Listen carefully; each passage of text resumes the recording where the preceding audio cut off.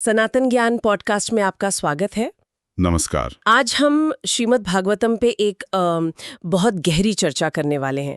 ये सिर्फ कहानियों का संग्रह नहीं है, बल्कि दर्शन और भक्ति का एक महासागर है। बिल्कुल।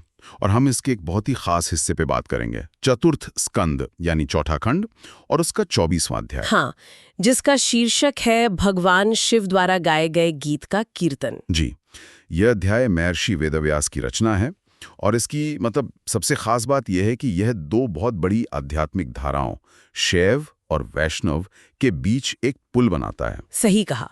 अक्सर लोग इन दोनों को अलग अलग ही देखते हैं। हाँ, लेकिन यह अध्याय दिखाता है कि वो कितने गहरे जुड़े हुए हैं। बिल्कुल। और जब मैंने ये अध्याय पढ़ा ना, तो मेरे मन में एक सवाल बार बार आया, जो शायद इस पूरी चर्चा का केंद्र भी है। क्या सवाल? कि क्यों देवों के देव महादेव, जिन्हें हम संहार का देवता मानते हैं, वो अपने ही भक्तों को किसी और की, मतलब भगवान विष्णु की भक्ति करने का उपदेश देंगे? बहुत अच्छा सवाल है। इसमें कोई गहरा रहस्य तो जरूर छिपा है, और आज हम उसी को समझने की कोशिश करेंगे। और इसका जवाब ही एक तरह से इस पूरे अध्याय का सार है। यह अध्याय उन सभी के लिए है जो भक्ति का असली मतलब समझना चाहते हैं, या जो कर्म, ज्ञान और भक्ति के रास्तों में थोड़े उलझे हुए हैं और एक साफ दिशा चाहते हैं। हाँ बिल्कुल, ये एक तरह का आध्यात्मिक जीपीएस है, कह सकते हैं। वाह, आध्यात्मिक जीपीएस, ये बहुत अच्छा कहा। तो चलिए इस यात्रा को शुरू करते हैं। कहानी की शुरुआत होती है महान राजा पृथु के वंश से। जी, उनके बाद उनके बेटे विजिताश्व राजा बने, लेकिन उनका एक और नाम था, अंतर्धान। अंतर्धान? ये नाम ही बड़ा अनोखा है। हाँ, और इसके पीछे की कहानी उनके चरित्र को दिखाती है। हुआ ये था कि उनके पिता राजा पृथु एक यज्ञ कर रहे थे और देवराज इंद्र ने उनका घोड़ा चुरा लिया। अच्छा। तो विजिताश्व ने इंद्र को देख लिया। वो उन्हें रोक सकते थे, बाण चला सकते थे, पर उन्होंने ऐसा नहीं किया। क्यों? उन्होंने इंद्र के पद का सम्मान किया। उनकी इस मर्यादा से प्रसन्न होकर इंद्र ने ही उन्हें अदृश्य होने की शक्ति, यानी अंतर्धान होने की शक्ति, वरदान में दी। ये तो कमाल की बात है। मतलब शक्ति का इस्तेमाल ना करने पर उन्हें और बड़ी शक्ति मिल गई। सही। पर इससे भी ज्यादा हैरान करने वाली बात यह है कि राजा अंतर्धान को राजपाट में कोई खास रुचि नहीं थी। जैसे कि कर वसूलना, दंड देना, ये सब। हाँ, ये सब उन्हें पसंद नहीं था। वो जानते थे कि राजा के कर्तव्य कठोर होते हैं, तो उन्होंने एक रास्ता निकाला। क्या रास्ता? वो बड़े बड़े यज्ञ करने लगे। तो बाहरी तौर पर तो लगता था कि वो राजकाज कर रहे हैं, पर असल में वो अपना सारा समय भगवान की भक्ति में, उनकी कथा सुनने और कीर्तन करने में लगा रहे थे। मतलब बाहर से राजा, पर अंदर से एक भक्त। बिल्कुल। तो राजा अंतर्धान ने तो भक्ति के लिए एक तरह से राजपाट ही छोड़ दिया। लेकिन कहानी यहाँ खत्म नहीं होती। इसी वंश में आगे क्या हुआ? हाँ, यहीं से कहानी और भी दिलचस्प हो जाती है। इनके वंश में आगे एक राजा हुए, प्राचीना बरहे। अच्छा। उनके 10 बेटे थे और उन सभी को प्रचेता कहा जाता था। वो सब गुण और स्वभाव में एक जैसे थे। ठीक है। तो उनके पिता ने उन्हें आदेश दिया कि वे संतान उत्पन्न करें और सृष्टि के विस्तार में मदद करें। एक सीधा साधा शाही आदेश था ये। एक मिनट, यहाँ मुझे एक बात समझ नहीं आई।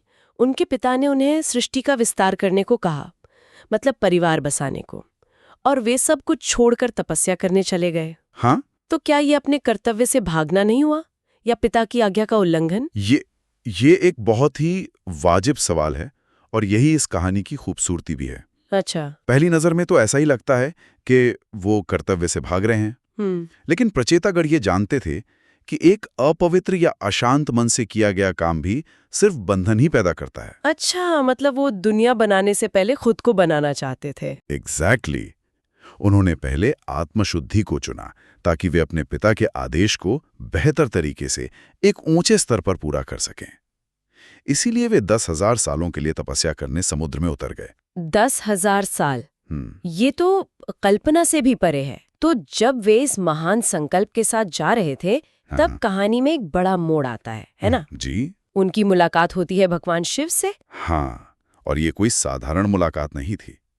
प्रचेतागणों ने रास्ते में एक विशाल सरोवर देखा जो कमल के फूलों से भरा था और जहां दिव्य संगीत बज रहा था। वाह! और उसी सरोवर से भगवान शिव अपने पार्षदों के साथ प्रकट हुए। उनका शरीर पिघले हुए सोने की तरह चमक रहा था, कंठ नीला था, 3 नेत्र थे। एक अविश्वसनीय दृश्य था वो। और प्रचेता गणों ने उन्हें देखते ही साष्टांग प्रणाम किया जी। और भगवान शिव उन्हें देखकर बहुत खुश हुए। पर क्यों? क्या सिर्फ इसलिए कि वो तपस्या करने जा रहे थे? सिर्फ इसलिए नहीं, वे इसलिए प्रसन्न थे क्योंकि वे जानते थे कि ये राजकुमार किसकी तपस्या करने जा रहे हैं। भगवान विष्णु की। हाँ, और यहीं पर भगवान शिव वो उपदेश देते हैं जो हमारे शुरुआती सवाल का जवाब देता है। उन्होंने प्रचेतागणों से कहा, आप सभी भगवान विष्णु के भक्त हैं, इसलिए आप मुझे बहुत प्रिय हैं। अद्भुत। उन्होंने आगे कहा, जो व्यक्ति भगवान वासुदेव के प्रति समर्पित है वो मुझे सबसे अधिक प्रिय है। ये बात तो सुनने में ही क्रांतिकारी लगती है आज के समय में, जहाँ शैव और वैष्णव परंपराओं को कई बार अलग अलग देखा जाता है। हाँ, कभी कभी प्रतिस्पर्धी के रूप में भी। सही। और यहाँ तो स्वयं शिव कह रहे हैं कि विष्णु के भक्त मुझे सबसे प्रिय हैं। ये तो एकता का कितना बड़ा संदेश है। एकता का भी है और विनम्रता की पराकाष्ठा भी है। सोचिए, जो देवों के देव हैं, संहार के देवता हैं, वो अपनी महिमा गाने की बजाय अपने आराध्य की महिमा गा रहे हैं। सही बात है। ये हमें सिखाता है कि कोई आध्यात्मिक रूप से जितना बड़ा होता है उतना ही विनम्र होता है। सच्ची शक्ति दूसरों को झुकाने में नहीं है, बल्कि खुद झुकने में है। बिल्कुल। उन्होंने इस बात को और साफ करने के लिए एक तुलना भी की थी, जहां तक मुझे याद है, कर्म, ज्ञान और भक्ति के मार्गों की। हाँ, और वो तुलना इस अध्याय का दिल है। शिवजी ने समझाया कि 100 जन्मों तक अपने धर्म और कर्तव्यों का ठीक ठीक पालन करने वाला व्यक्ति ब्रह्मा का पद पा सकता है। 100 जन्मों तक? हाँ, और उससे भी ऊपर उठकर कोई मुझे यानी शिव पद को प्राप्त कर सकता है। लेकिन, और ये लेकिन बहुत महत्वपूर्ण है। क्या कहा उन्होंने? उन्होंने कहा, लेकिन जो भगवान विष्णु का अनन्य भक्त है वो इस भौतिक संसार के विनाश का इंतजार नहीं करता। वो सीधे आध्यात्मिक लोकों में पहुंच जाता है, जहां मैं और ब्रह्मा जैसे देवता भी प्रलय के बाद ही पहुंच पाते हैं। वाह, इसका मतलब तो ये हुआ कि भक्ति का मार्ग एक तरह का एक्सप्रेसवे है। ये एक बेहतरीन उपमा है। बिल्कुल, इसे ऐसे समझ सकते हैं कि कर्म योग एक एक सीढ़ी चढ़ने जैसा है, बहुत मेहनत और समय लगता है। ठीक है। ज्ञान योग उस सीढ़ी की बनावट को समझने जैसा है, जिसमें बहुत बुद्धि लगती है। लेकिन भक्ति योग फीटा लीफ लेने जैसा है। सही पकड़ा, जहां आप विश्वास और प्रेम के सहारे सीधे मंजिल तक पहुंच जाते हैं। भगवान शिव यहां उसी लिफ्ट का रास्ता बता रहे हैं। तो इसी भावना के साथ उन्होंने प्रचेता गणों को वह प्रसिद्ध स्तोत्र सिखाया, रुद्र गीत। जी, उन्होंने कहा कि ये मंत्र दिव्य है, शुद्ध है और मंगलकारी है। इसमें ऐसा क्या खास है? मतलब ये दूसरे मंत्रों से अलग कैसे है? इसकी खासियत यह है कि ये भगवान के निराकार रूप की बात नहीं करता। ये भगवान के सुंदर व्यक्तिगत रूप पर ध्यान केंद्रित करना सिखाता है। अच्छा। क्योंकि देखिए, मन को किसी शून्य या निराकार विचार पर टिकाना बहुत मुश्किल काम है। हाँ, मन तो भटकता है। लेकिन एक सुंदर रूप, गुण और लीलाओं में मन स्वाभाविक रूप से लग जाता है, प्रेम विकसित होता है। रुद्रगीत उसी प्रेम को जगाने की चाबी है। क्या हम उस वर्णन के कुछ हिस्सों पर बात कर सकते हैं? कि वो बहुत ही काव्यात्मक और सुंदर है। जरूर। भगवान शिव वर्णन करते हैं कि भगवान का सौंदर्य वर्षा ऋतु के काले बादल जैसा है, पर वो हर तरह के सौंदर्य का खजाना है। उनकी 4 भुजाएं हैं, कमल की पंखुड़ियों जैसे सुंदर नेत्र हैं, और एक ऐसी मुस्कान है जो हर किसी का मन मोह लेती है। जी, उनके सीने पर श्रीवत्स का चिन्ह और कौस्तुभ मणि का भी वर्णन है। और मुझे वो वर्णन भी बहुत आकर्षक लगा, उनके पेट पर 3 रेखाओं का, जिसे त्रिवली कहते हैं। ये सब वर्णन इतना ललित, इतना डिटेल्ड क्यों है? क्योंकि ये सिर्फ एक शारीरिक वर्णन नहीं है, ये भक्त के लिए ध्यान का एक पूरा नक्शा है। हर अंग एक दार्शनिक प्रतीक है।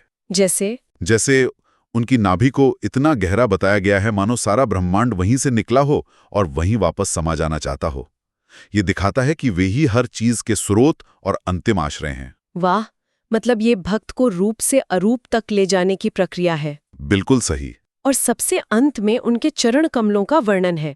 कहा गया है कि उनके नाखूनों की रोशनी से भक्त के दिल का अंधेरा दूर हो जाता है। हाँ, क्योंकि आध्यात्मिक परंपरा में भगवान के चरण कमलों को कृपा का सबसे बड़ा स्रोत माना जाता है। उन पर आश्रय लेने का मतलब है अपना अहंकार छोड़कर पूरी तरह से समर्पित हो जाना। और जैसे ही कोई समर्पित होता है, अज्ञान का अंधेरा अपने आप छंट जाता है। सही। रुद्रगीत में ये भी कहा गया है कि जो उनके चरणों का आश्रय ले लेता है, उस पर अजय काल यानी मृत्यु का भी कोई वश नहीं चलता। इस पर तो सोचने की जरूरत है। मतलब सच्ची निडरता किसी बाहरी सुरक्षा या ताकत से नहीं, बल्कि अंदरूनी समर्पण से आती है। एकदम सही। जब ये विश्वास हो जाए कि परम रक्षक भगवान हैं, तो दुनिया के डर छोटे लगने लगते हैं। तो इस दिव्य कथा और प्रार्थना से हम अपने रोजमर्रा के जीवन के लिए क्या सीख सकते हैं? मुझे लगता है सबसे पहली और सीधी सीख तो यही है कि भक्ति का मार्ग ही सर्वोच्च है। जीवन का परम लक्ष्य भगवान की भक्ति पाना है। और इसके लिए सब कुछ छोड़ने की भी जरूरत नहीं है? नहीं, बिल्कुल नहीं। अपने नियत कर्मों को करते हुए भी भगवान का स्मरण और भक्ति की जा सकती है। और एक और व्यावहारिक शिक्षा जो शिवजी देते हैं, वो है भक्तों की संगति। हाँ, ये बहुत महत्वपूर्ण है। वे कहते हैं कि एक शुद्ध भक्त के साथ बिताया गया एक क्षण भी स्वर्ग या मोक्ष से कहीं ज्यादा कीमती है। क्यों? क्योंकि स्वर्ग और मोक्ष तो पुण्य कर्मों का फल है जो खत्म हो सकते हैं, लेकिन भक्त का संग सीधे भक्ति का बीज हृदय में बो देता है, जो उन सब फलों से कहीं बढ़कर है। तो जो हम इस पूरी चर्चा से समझ रहे हैं वो ये है कि प्रचेता गणों को तपस्या के लिए कोई कठिन हठयोग नहीं बताया गया। नहीं, कोई कर्मकांड नहीं। उन्हें बस एक प्रार्थना दी गई और कहा गया कि इसका जप करो और इसके अर्थ पर भगवान के रूप पर ध्यान करो और इसे अस्कृत करो, मतलब निरंतर करो, बिना रुके। हाँ। और यही इस युग के लिए सबसे बड़ी तपस्या है। मन को लगातार भगवान के नाम, रूप और कथाओं में लगाए रखना। ये बाहर से बहुत सरल लग सकता है, लेकिन मन को टिकाना ही सबसे बड़ी चुनौती और सबसे बड़ा साधन है। तो आइए इस अद्भुत चर्चा के सबसे शक्तिशाली बिंदुओं को एक बार फिर से समेटते हैं। मेरे लिए जो सबसे पहली और सबसे बड़ी सीख थी वो ये है कि भगवान शिव परम वैष्णव हैं। हाँ, विष्णु के सबसे बड़े भक्त। ये हमें सिखाता है कि हमें उपासकों के बीच भेद नहीं करना चाहिए, क्योंकि शिखर पर सब एक ही सत्य की ओर इशारा कर रहे हैं। और शिव की महानता इस बात में है कि वे स्वयं इतने शक्तिशाली होते हुए भी अपने आराध्य के भक्त बने हुए हैं। बिल्कुल। दूसरी बड़ी सीख, जैसा कि आपने कहा, भक्ति योग एक एक्सप्रेसवे है। ये कर्म और ज्ञान के लंबे रास्तों की तुलना में ज्यादा सीधा और असरदार मार्ग है। जी, क्योंकि ये तर्क से नहीं बल्कि दिल और प्रेम से जुड़ता है। और तीसरी सीख ये कि भगवान का व्यक्तिगत रूप ध्यान का सबसे शक्तिशाली केंद्र है। रुद्रगीत हमें एक सुंदर प्रेमपूर्ण रिश्ते के लिए आमंत्रित करता है, किसी सूखी दार्शनिक खोज के लिए नहीं। सही कहा, प्रेम हमेशा किसी व्यक्ति से होता है, किसी विचार से नहीं। और अंत में एक विचार जो मेरे मन में बार बार घूम रहा है, वो भगवान शिव के अपने चरित्र को लेकर है। वो रुद्र हैं, संहारक हैं, जिनसे सब डरते हैं। लेकिन इस अध्याय में वो एक विनम्र गुरु और मार्गदर्शक के रूप में सामने आते हैं। वे अपनी शक्ति का प्रदर्शन नहीं कर रहे, बल्कि भक्ति का मार्ग दिखा रहे हैं।